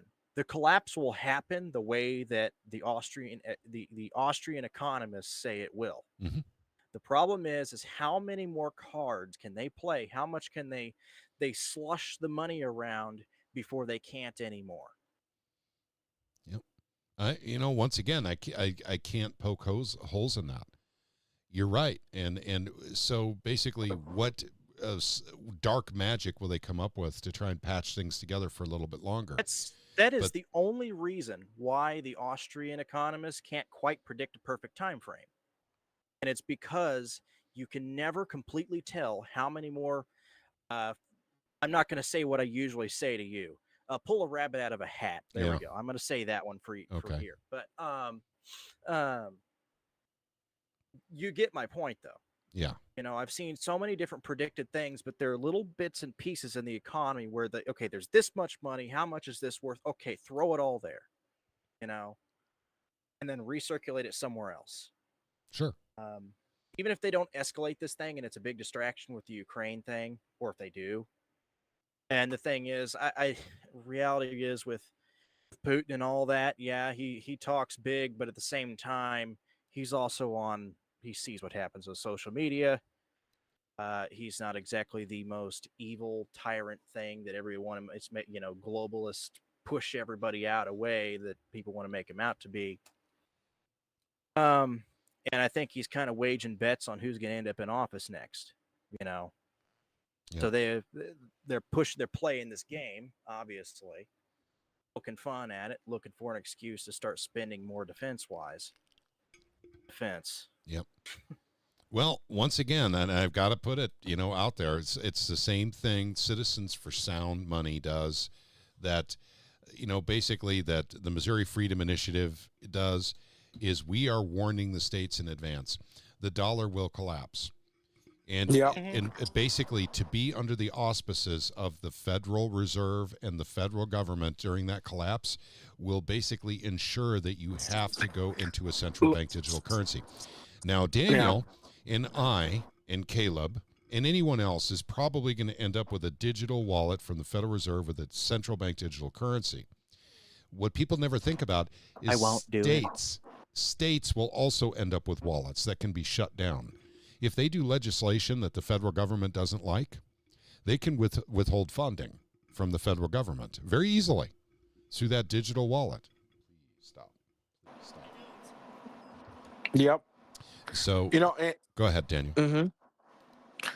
No, and that's why, if we were lobbying and we told the legislators, hey, the real reason why we're trying to push this is because, if CBDCs come, there's not going to be any choice. The gold allows that states to have a parallel economic system with gold and silver and digital gold and silver coins. But the second thing was we couldn't tell them, hey, we think the economy is going to collapse this year, possibly starting in the summer. I mean, they think we were crazy. But it's playing out exactly as we were worried. And the reason why we're pushing so hard to push legislation, the gold silver legislation, because we wanted to try to get as many states as possible to protect their assets by creating gold and silver as legal tender and then putting a percentage of their reserve funds into it. But not a single state passed it.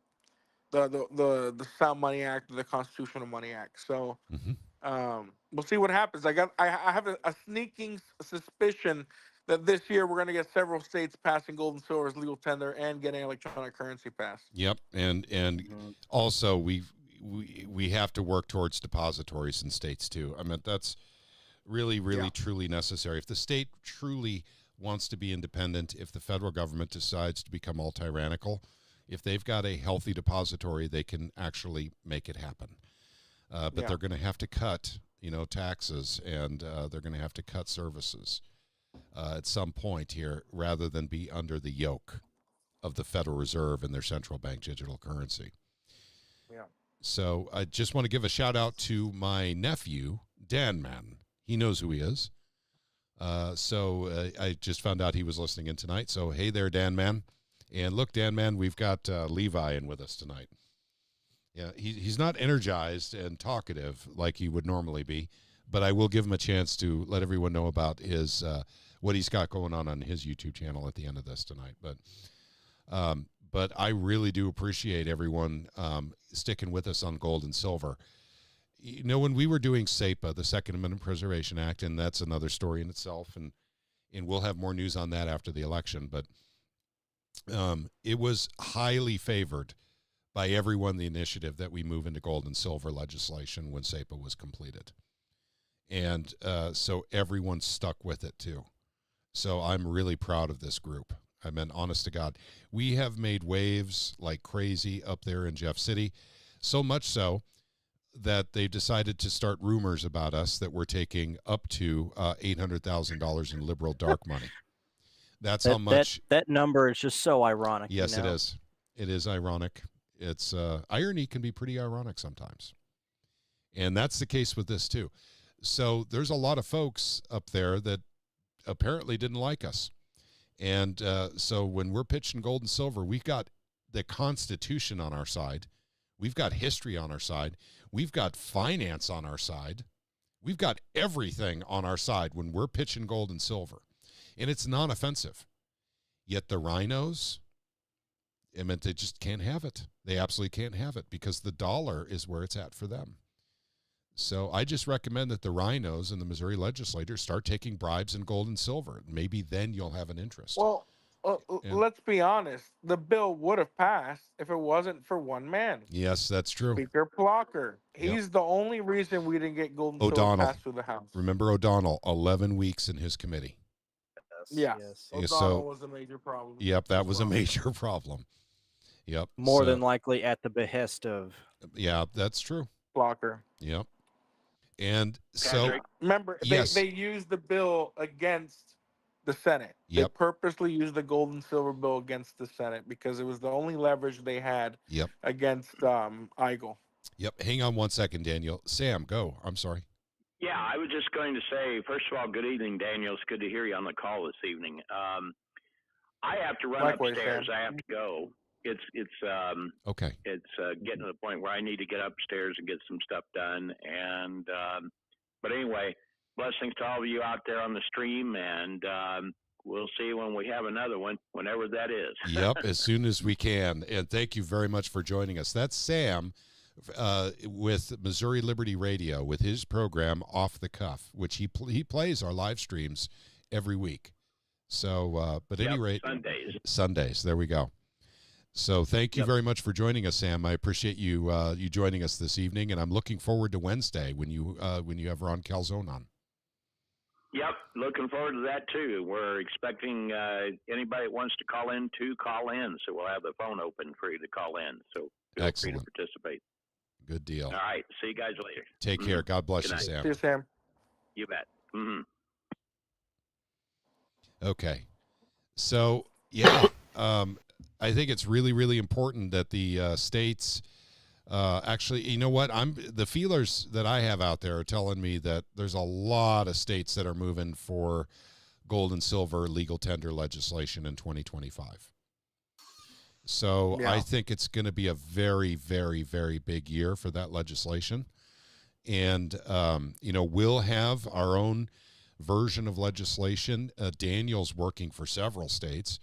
And I hate to put you on the spot, buddy, but if you don't mind, we'll get our version of legislation up on our website, but I'd sure love to have any versions that you write on our website as well. That way other states have templates to work with. And, Absolutely. Yeah, I was actually going to work on that tomorrow. So okay, there you go. I want to get it up this week, so I'll see if I can hammer out most of it tomorrow. Gotcha. Even if it's just a rough draft, because we know that that's not what you're filing, but that's a really good foundational document that other states can look at to start formulating their own plan for their own legislation. Yep. And so and Daniel and I are like that. We want to help the other states get this done. It'd be really cool if Missouri got it done.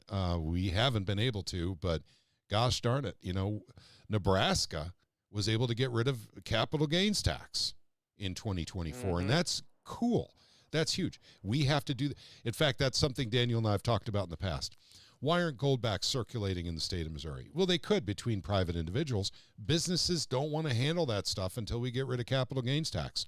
And if businesses are just waiting for that to disappear, businesses need to remember Dean Plocker is the one who prevented it from happening 2 years in a row in the state of Missouri. But getting rid of go ahead. And businesses can actually sign up. They can go to goldback.com Yep. and sign up to accept goldbacks for their business. They'll send them a packet, a welcome packet as a merchant for the goldbacks and Alpine Gold, and you can start accepting goldbacks right now for goods and services. That's right. And if you don't have capital gains taxes in your state, because most businesses are worried about the trappings of tax filings. If they're accepting gold, they think there'll be a target if we have the Missouri capital gains, and which we do. Unfortunately, we do have that. So we don't have sales tax on gold and silver, thank God. I don't think we ever had. But we do have capital gains tax, unfortunately. So we have sales tax in Florida up to $500. Yeah, we need to get rid of that ASAP. Yeah, that's one of the bills I'm writing. Yep. I need to get a couple of things together. A friend of mine that won. Primary tell your in South story, Dakota. Daniel. Listen to this. Yeah, I got a friend of mine, and she and I think it was like 15 others ran against a bunch of rhinos in South Dakota, and they won their seats. Huh. Yeah, Yeah, these are so, very, very liberty-minded folks he's talking about, by the way, Daniel. I mean, a lot of them are associated with like Young Americans for Liberty and stuff like that. And Oh yeah, it's they got good grassroots training. oh yeah, and it's like 15 rhinos got knocked out of there, and they already have a very small House and Senate in South Dakota because the population's so low. Yeah, it's already So a I'm gonna, conservative state too, so you guys are just making it more Mhm. libertarian. yeah. I need to put something together. I need to look through their state constitution and then look through their existing, see if I can actually write something out. Yeah, you just need to look Now up you two do. things. Oh, Do they have talking sales about tax? Go ahead. uh-huh. And the other thing is, do they have capital gains tax? Those are the only two Oh, things you really need to I've know. not. That's the I other don't thing. I don't think South- so. I think South Dakota might be one of the states that don't have sales tax or capital gains. I mean, it's one of the freer states out there. Yep, gotcha. Yeah, I may have to. I may have to have a conversation there and then look through the stuff. And I know there's some loose Democrat that's trying to run for that, but there's never been a Democrat in that seat in that area. So in that Senate district, she won a Senate seat. So I'll have to got to get back in touch with her on and like working on something like that and send it her way. I'd like to send her a version of SEPA too, but also just like modify the preamble correctly according to the Eighth Circuit.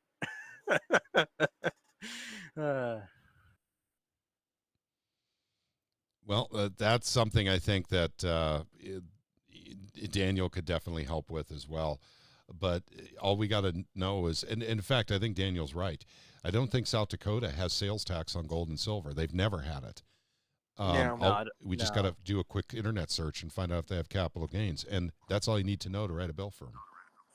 Yeah, I'll look through, and the thing is, I have to look and see what their statute numbers and all that are, and their styling of their legal language. Oh no, they'll have you write an outline. Oh no, I don't care. Oh no, I don't care. I'm still gonna write it. Okay. I'm that picky. Okay. Well, yeah, that's the thing. It's just I'm not going to delve into another state statutes. It's just, gosh darn it. I don't mind. I don't mind doing it if I can take the time in a couple of days. I can squeeze it in, and I'll do it. Yep. So. But Anthony Weberg says the history of humanity can't be written without gold. And Anthony, I would add, and silver. Silver actually has a longer use of historically for money than gold. Gold was just treasured. It wasn't actually used for bartering. 5,000 years ago, silver was. So both, very, very highly valued metals in their day. Yeah. Mm-hmm. So we're hey, class. Patrick, have you heard of the country called Liberland? Yes, Liberland. Sure. Yeah, Liberland. They were at Bitcoin 2024. I met some of the government officials. It's a very interesting country. Well, it's potentially tiny. Becoming a resident. Yeah, it's very tiny. Very it's small. And I actually, meritocracy. Yeah, I've got a weird story about them too. When back in the Discord days, I actually ran the Liberland channel on Discord, and because the guy that was running it, literally said, "I'm traveling to Thailand," and he said, "and I won't have access to internet right away when I get there." He says, "So I need you to take." And he was a friend of mine, and asked if I would take care of the channel for, if I remember correctly, we're going back to like 2017. Asked me to run it for 2 weeks, and I said, "Sure, no problem." And you ran an entire country. You ran the social media accounts for an entire country for 2 weeks. Yeah. Well, the thing was, I don't know that he was actually a government official, but it was definitely the official Liberland Discord channel. And so I ran it for 2 weeks and never heard back from him. I kept running it, and I couldn't run it anymore because now we're talking about 6 months later. I found out that the gentleman died in Thailand. And what? Yep. He had, I can't remember why he was assassinated. I don't think he was assassinated. I do know that he was in a hospital bed for months. And this was through a person that knew him that had contacted him via phone. But at any rate, so I ended up having to give up that channel to someone else. I couldn't manage it. I mean, I was doing Truth, Money, and Freedom at the time, and that was huge before we got Yeah. stricken down by, the Discord gods, because we talked about the jab and and then the Pfizer drops. It's when we posted the Pfizer drops. That's when we lost all of our channels. Discord did not That's want that. hilarious, though. Yeah. It's hilarious that you literally ran the official government social media I for did. Discord for a sovereign nation for 2 weeks. Actually, it was longer than that. I think I ran it for about 6 months before I gave it up to someone else. Oh, wow. Okay. But it was really weird. When he gave it to me, he gave me the crown. And I was like, Oh, oh, God. you didn't have to do Wait till that. people in Jefferson City hear about that. It's like, oh, well, he technically worked for a sovereign nation Yeah. for And I'm 6 sure- months. Yeah, I'm sure they'll all be really impressed with that. They'll go, Lieberland? What is that? So, How many people live there? Like actually, 10,000 or something. 10,000? That's not Well, bad. there's 10,000 citizens, but on the land, I don't know. on the maybe a few land, they were. thousand. I don't know that either, Daniel. Back when I was running the Discord, I remember talking to apartment complex developers that were trying to work out a deal. They thought I was part of the government. I had to actually get government official names and email addresses and hand them over to them because they were trying to negotiate, with me. Yeah, it's really weird. But they built a few villages, even though the Albanian police destroyed the village once.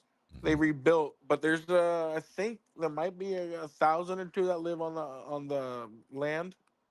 Okay. All right, gotcha. Well, That's funny. I'll tell you what. I don't think anyone was living there when I was running the Discord, but they did No, have an official government. So I do know that. The government guys didn't want to run the Discord, though. That was the problem. So Yeah. There's You can become a resident and get a resident card and I Mhm. think passport online. I think it costs like $250 or something. Yep. It sounds like it'd be worth the money. Hey, I mean, heck, if all we need is one country to recognize Liberland as a sovereign state, and boom, it's legit. Oh, Yep. that's funny. Or for them to get a seat at the United Nations, I guess. Yeah. Not that I think that's legitimizing a nation, but that's the way the rest of the world sees it, I guess. But Yeah. yep. But I'll tell you what, gang, I'm gonna wrap this up here pretty quick. Unfortunately, I'm gonna have to get going here. My grandson was getting really tired. He left. He went upstairs. All right, buddy. But Daniel, thank you so much for coming in. Everyone missed you, dude. Yeah, man. I thought you weren't supposed to be on, and that's why I hopped on. I'm like, what's going on? Why are you on? Yep. So tonight was guaranteed. 21st is guaranteed not to happen. And 28th is about a 25% chance I'll have a live stream. Depends on whether or not I'm done with the project, because I'm doing the kind of project I can't really walk away from and take a day off. Yeah, I got you. So I have to keep working it until it's done. Otherwise, because, it's a sheriff's office and they run a jail and all that fun stuff. And so I can't just kind of leave them high and dry. So I suppose I could, but they all have guns there, Daniel. That's kind of weird. Yeah, you don't want to upset the guys with guns. Yep. But gosh darn it, man. I'll tell you what, I'll keep you updated. I've manually been putting you on the email list, but I need to put you in so it's automated. Is that okay with you, Daniel? Yeah, that's fine. Okay. Did you get my message about the line that we needed to change in the text? Yes, I did. Yep, sure did. Okay. And so, in fact, I need to send that over to Hardwick. Like I said, it's been pretty crazy for me so far in September. It's going to get a lot worse this coming up week. And so it's nice because I'm making money and everything, but it's stressful because it's, 14, 16-hour days, 10, 14 of them in a row. And although that doesn't sound like much, I'm not a spring chicken anymore. So, like I think I am sometimes. Me either. I turned 40 in less than 2 weeks. Oh, dear God. Isn't that the point where you Start getting brochures from retirement homes and start looking at them and Something seeing like what the that. options I are think and that's everything. when colonoscopies start too. I don't know. Oh, no. No, they start at 75, so you don't have to worry about that. So, You're funny. yeah. They lowered the age, I think, from 50 to 40 Yep. because of the Mhm. chance of colon cancer or whatever. Yep. So Yeah, and polyps and all that other kind of stuff. Can we say polyps Yeah, on yeah. YouTube without getting shut down? I'm sure you can. you But can't- we're not on YouTube. We're on Gilded. Oh, but you're broadcasting on Yeah. YouTube. Yep, that's right. So Yeah. you never know what's going to set them off anymore. It's really tough to discern what YouTube but I don't read the guidelines anymore. And yeah, I actually said that on YouTube. I don't read the guidelines because they're sending out a new one like every month. It's as bad as Apple iTunes was back in the day, if anyone had Apple iTunes. And so I just don't read them anymore because I know they don't want us to talk about the truth. It's really simple. That's YouTube. Yeah. And so, but we're going to talk about gold and silver legislation, and apparently we're going to talk about polyps, and we're going to talk about financial collapses all in the same episode. So we covered pretty much everything. Yes. Yes, we did. That was an uncomfortable, silence for a little while there. That pregnant pause. Yeah, I guess we did talk about everything. Yeah. So Yeah, we did. I wasn't here for the whole thing. Was I? When did you start? 7:30. Okay. Yeah, we're talking about Oh, Amendment 3. They're trying to get abortion put into the Constitution in Missouri, but it's more than that. And that's kind of what Gotcha. we're talking about. So what I've promised our folks in the initiative is every single grassroots that is working Amendment 3, I'm going to get that information, or at least their websites, and send it to everybody because I've got projects going up, actually going into October, and then I have to go to Minnesota for a week in October. And also I'll be, just so you know, I think I've announced this before, gang, for the next year, I'll be going up to Minnesota approximately 1 week per month for the next year. And that's dealing with, my mom and dad's home. There's a lot of stuff that needs to be done there. So yeah, it doesn't sound good when we're going into a massive, depression, when it's going to take you a year to sell a home, but it is what it is. So, Yeah. So hopefully they'll bring down all of our property taxes, Daniel. And my house is suddenly worth like $14 on the market or whatever. I really hope. Well, I mean, they're saying prices could drop, as high as 80%. Yep. 60-80%. Well, it's scary, man. I don't know. We'll see what happens. Yep. We'll see if they print so much currency that it somehow bloats the economy and it softens the blow somehow. I don't know. But then it creates hyperinflation. Whatever they do is going to be a disaster. Yep. I mean, they do nothing, it's going to crash. They blow up the currency, they might slow it down, but then everything inflates. I mean, I don't see any good options. No, there aren't. And anything they do, like for instance, negative interest rates, that was devastating. That was devastating. And in fact, corporate bonds, we could talk about, that's one of my favorite topics is zombie companies and how they can still operate. And they operate by just making the interest payments. They're not paying down the debt. They're just paying the interest because that's all they can do. That's why they're a zombie company.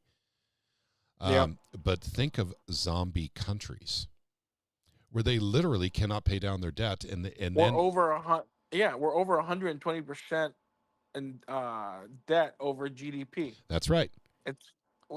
That also is another indicator of a death spiral. Yep. There's no turning back. We're I think 126% right now. 124, I think. 124%. Yep. I mean, it's ridiculous. 90% is when they say the death spiral begins. Yes. We're at 124. That's right. It's that bad. Man, it's gonna be crazy, man. Well, and only those of us that have hard money are gonna be able to withstand that. Yep. And once again, I can't stress this enough. This is not financial advice, and I am not a financial advisor. But my retirement is physical gold and silver. Yeah. So that's what my retirement is. I don't have a 401k. I don't have a savings account out there. I have gold and silver. That's my retirement. And that's how, and by the way, that's what I have done. That's my wife and I. That's what we have done. You have to make your own decision, and a lot of people think it's a good idea to diversify. I will warn people that if you're diversifying into dollar-denominated assets, you're going to see some trouble. That's that 80% devaluation that Daniel just spoke of. So diversifying into dollar-denominated assets may not be a good idea until after the crash. That's where you can get your land cheap. That's where you can get your houses cheap. That's where That's when you wealth cycle out of gold and silver and That's you correct. buy other assets Correct. to increase. That's right. Gold is a preserver of wealth. Silver is a preserver of wealth. And then you just go into that during turmoil. And then when everything shakes out and we're near the bottom, you get out of gold and silver that preserved it during the tumultuous time. And you put it into assets that you would not have been able to buy prior. Sure. So that is what my thought process was. That's what I was thinking. And once again, I am not recommending everyone do exactly that, but I do recommend people have some gold and silver. I really do. I think that is a smart move. And by the way, most financial consultants will recommend in the past, and by the way, I've talked to financial consultants back in the 90s, it was always 10%. 10% of your retirement should be in gold and silver, right? Do you know what they're saying now, Daniel? 25 to 40%. How much? 25 to 40%. Wow. So a lot of financial planners to help you retire are starting to go to anywhere from 25 to 40% in gold and silver, and the rest of it, spread across the Dow, the NASDAQ, the S&P, real estate, any number of things, other commodities, energy. And so your 60% is spread across that, but you have 40% in gold and silver.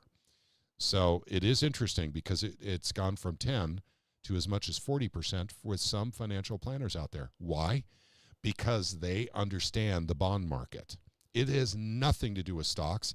It has nothing to do with whether or not, big, expensive mobile homes are selling anymore. A lot of people look at that for, a depression or a recession of some sort. But the fact of the matter is the bond market is what really tells you what's going on. And the bond market is signaling danger, Will Robinson, danger in a very serious way. I wish I still studied that so I could actually give you brass tacks data on this. But Daniel's right.